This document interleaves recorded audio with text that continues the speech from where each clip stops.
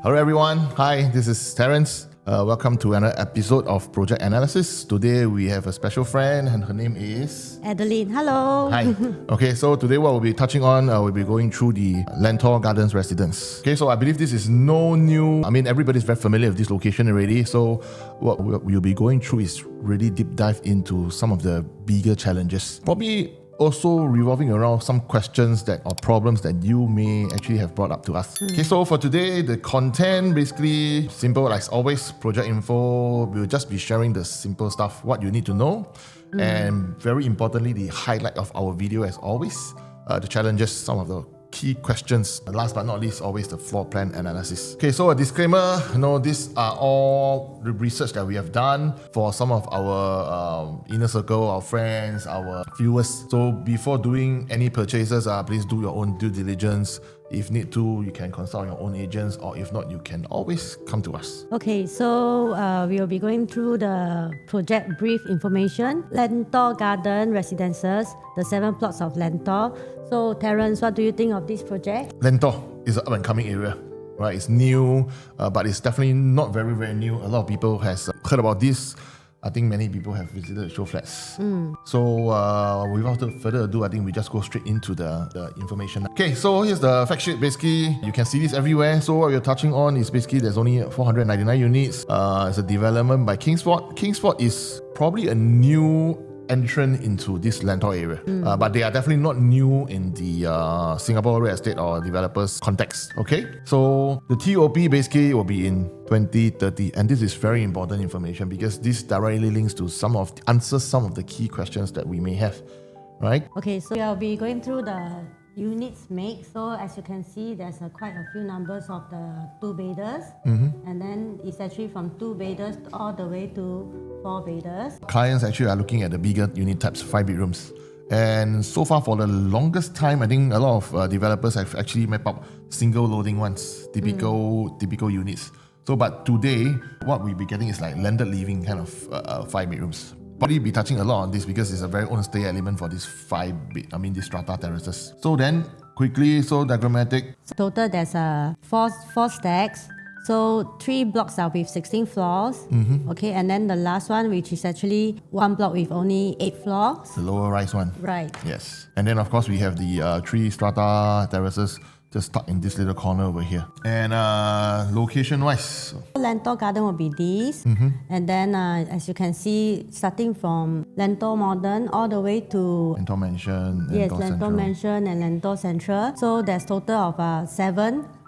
Up to date it's only 7, but then there's another one which is upcoming. There's plot number 8, and then there's another 3 upcoming plots. Yes, it's also upcoming. Zone for residential, but they have not been bidded. But the only one point to note, plot number 8 has been actually successfully bidded by Guaco Land. A lot of people probably will be telling you, hey, Guaco Land is actually bidding quite high.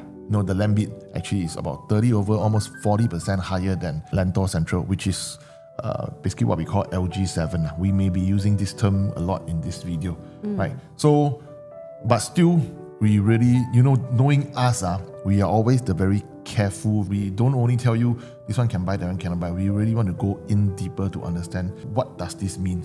Okay, so please stay on, hang tight. Through the probably later part of the video, we'll be coming through that. Okay, so site plan, quickly, just typical site plan. You have a nice pool, and then of course, they are shouting that this is actually something like an infinity kind of pool, which I think really it will add on to a lot. But as always, we are not here to discuss the aesthetics part of things, more like a numbers crunching, and behaviors, right? So there's only a total of 58 stacks. Again, 499 units in all. Okay, so key concerns today. Yes, I have gathered some concerns today. So there's 7 plots of land in Lentor. So so the rentability, is there ever a problem? Let's say for investor who wanted to invest in this area, and what would be the pricing strategy? So one of the biggest challenges or concerns that our viewers, our friends have actually voiced out and come to us is because today already 7 plots, so almost 3,000. I think the correct figure stands at about 2,900 over. I'm sure by now, if you are still with us, you will know actually supply and demand forms a very, very critical factor in all our analysis. So knowing these 3,000 over units, then can buy me. So many coming in. Yeah. Okay?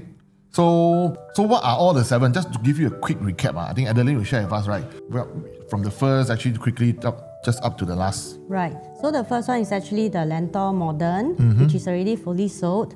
And the second one will be the Lentor Hill Residences, Hill Lot Green, Lentoria, Lentor Mansions, and the Lentor Central Residences, which is actually all around here, as you can see. Yeah, so the next one, which is actually the upcoming one, will be the Lentor Garden, which is actually located here. What we are doing today. Yes, and the last one will be the upcoming one, which is actually the LG8. Yeah. Okay. So to answer the first question, actually 2,000 over 3,000 units, is it a lot? I think actually it's a lot, right? But then again, there's on the other side of the spectrum, right? There's this development, treasured companies. Right. Yeah. How many units do you remember? Oh, so quite a bit. Yeah. Just one development alone has 2,000 over units, but we have actually seen a lot of owners actually amassing quite huge profits over there. Okay. So what we really want to drive through is we cannot just determine whether this is a good buy just based on one thing alone. So we need to actually go in with a deeper understanding, research, analysis to really understand actually if this is something that we will be worth considering. So which is why most likely, but the thing is, the truth is after July, right? Before this, I think it will be a big concern. But from July 4th, something happened? Why? Actually, they announced this, the SSD, right? Yes. From 3 years, they went back to 4 years. So actually a lot of people actually will be thinking, wow, cooling measures again, government, want to cool the market and everything, market prices will drop. But from here, we really want to say actually cooling measures are not meant to deter a lot of things. Okay, there's good things, there's also the bad things that probably you will feel challenged. But for this instance, Lentor, especially on LG7, Lentor Gardens, right? I think we stand to actually gain from this announcement, this intervention per se. So what do I really mean by that? So before, Lentor Gardens will be the first development that will have the 4 years SSD period. Okay? So before this, all the 2,900 over units, they are on a 3 years SSD. We've actually compiled the SSD end period. Means to say, since Lentor Modern 2025 up to 2028, these people can actually sell. We are looking at, because we are launching this year, right, 2026. So the time that we can start selling will be 2030. And why is this crucial? It's because those people who are actually maybe, there will be times that actually there will be a large number of people wanting to sell and everything. And most of the time, this period will be actually nearer the TOP. For whatever reasons, maybe some people, they go in, they have other plans, they do not want this unit, they want to sell, they want to get a bigger house, or for whatever reason. That's why it relates directly to the period. Most of the time, TOP, they will start selling already. So this gives us actually a 2 years gap. Okay? So when this 2 years gap means to say that the people who want to sell, what did they say? Of course, we are not saying that there will still not be other sellers, people wanting to sell for whatever reasons, but it will be very, very periodic kind of things. So with Lentor Gardens, we stand to gain because we are the only one. It basically forces the buyers and allows them to only be able to sell from 2030. And then of course, the 8 plot will be after us. So talking about this, right? So we will sharing the Lentor land prices, how can this affect us directly? Okay, so right now we'll dive into the land price. So look at this Lentor Garden. It's actually bidded at 920. So they are saying that the price will be starting from 2050, and then assuming that the average will be 2,300 per square feet. So, Terence, what do you think? Is this considered cheap or safe? To be honest, first things to look at, a lot of people will say, wow, the land price very attractive. We got in a good discount, entry is very good. And then the land price from 20XX. Actually, we have a lot of advantage really, because you see all these people are selling at 2004-ish, 2005-ish. And very importantly, most people, consumers, prefer older projects or newer projects. If you have a chance. Newer. So today, can I say Lentor Gardens, we are ignoring Lentor Central first. Right. We are the newest, we are the youngest. Yes. Right? So you buy a newer product, but yet you are not paying for the newer ones, overpaying extraordinary high prices for these, because as compared versus all this. can I say price points wise, definitely we have a huge advantage. So about of cost point to be very, very concerned about. That means when they say 2,300-ish, this is a median. That means it can also stretch from 2,000 up to 2005, 2006, possibly also maybe 2007. We don't know. So even at we're just assuming 2005-ish, can buy. Yeah, people say can buy. But knowing us, we always the more kiasi, more careful kind of people. Right? We will always say we have to be very careful of the price, the unit selection at that particular point when you are booking the unit.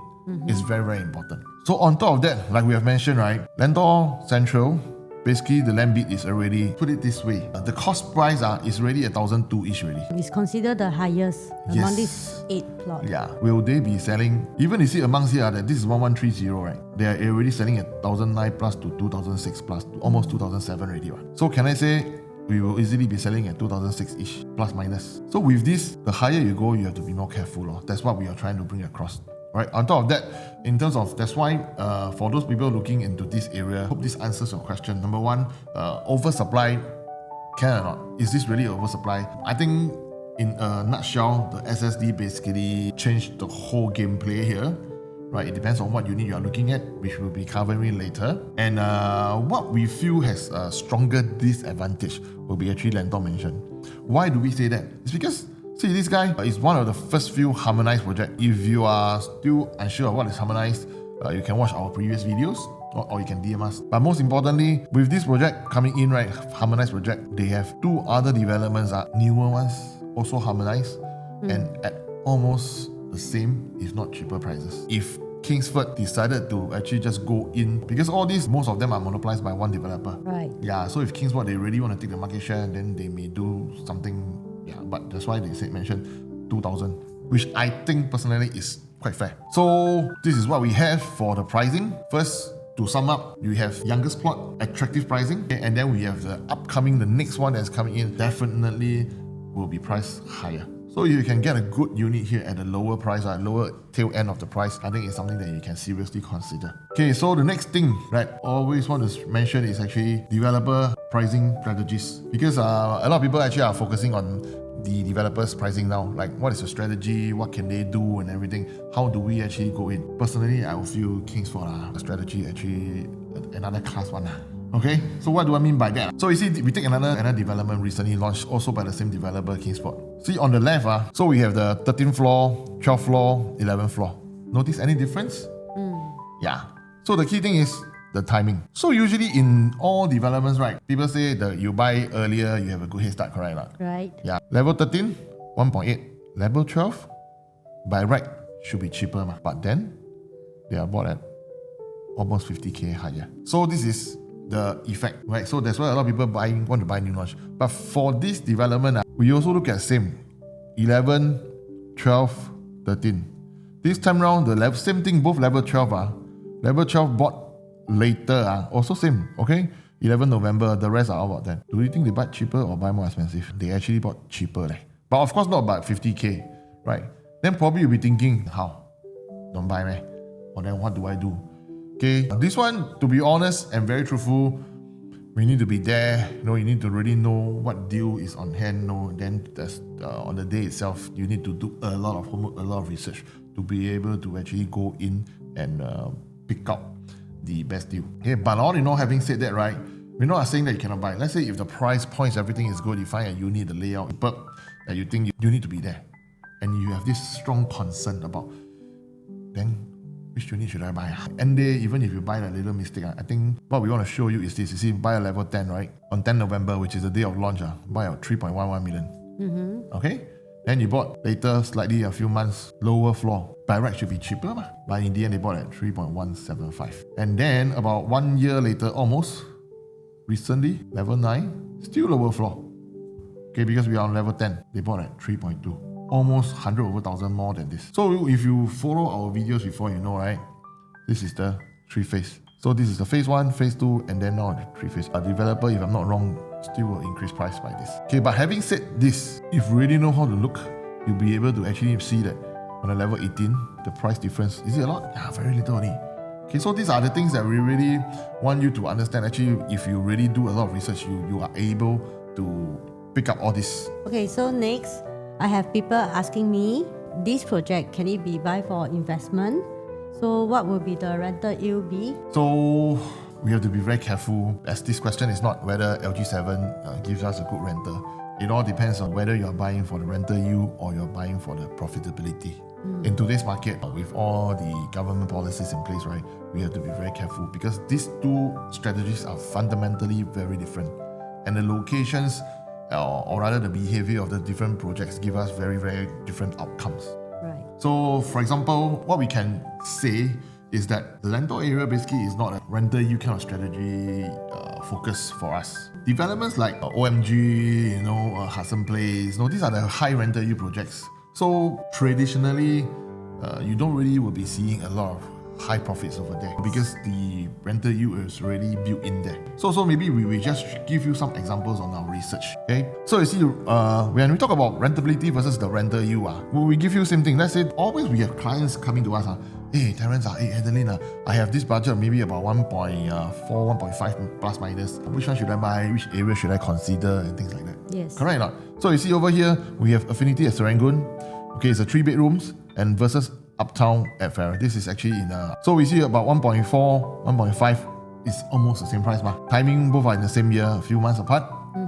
Okay, so the sales date, they bought and sell at the same time. This is just for the research purpose. What we really want to show and highlight to you. Okay, end of the day, one sold higher, one sold. Why is this so? Because you have to understand fundamentally the locations are different. The behaviors of these projects and developments are also going to be different. So you see the profit for this is 300 over 1,000, whereas this is only 130, right? But does this mean Uptown and Farrer is not a good project? No, we are not saying that. We're just saying that you see the rental, this is about 4.2%. Oh, that's very high. Yes, versus the yield for Affinity, because this is a primarily kind of own stay kind of area, right? So people who go there will be buying for own stay. So the strategy is always when we go. So you heard a lot of people saying, hey, I buy as big as you can. No right, no wrong, right? But you have to understand where you are going for. So to also we want to give you another example, right? It's like you see, now we have Farrer at Bukit Timah, District 21, okay, in the Bukit Timah area versus the Iveria. This is a District 9 project, okay?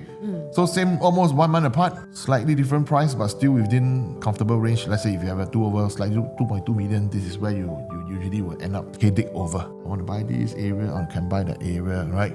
So almost so at different timing, same timing, I mean, the sales price is almost the same. Right. But then you see, this one, 300 over 1,000 in profit, but this one, lesser, okay? But does this mean, again, this is not a good project? No, because if you calculate everything, the unit, the rental is so much stronger, right? At 6,000 plus, this is only 4,000. So 2.18%. Of course, for the rental is versus this one is actually doing well, 3%. Yeah. And last but not least, these are the different sizes that we map out for you. Not really very critical, not really very important, but just for you to know, right? The spread from 600 over to 700 plus for the 2 bedrooms, decent. Actually, we are very comparable. Right. Last but not least, this is what we have. I think this is Adeline. Yes. This is Terence. So let us know if you have any challenges, any questions. Okay, we'll see you in our next video. Thank you. Right. Thank you.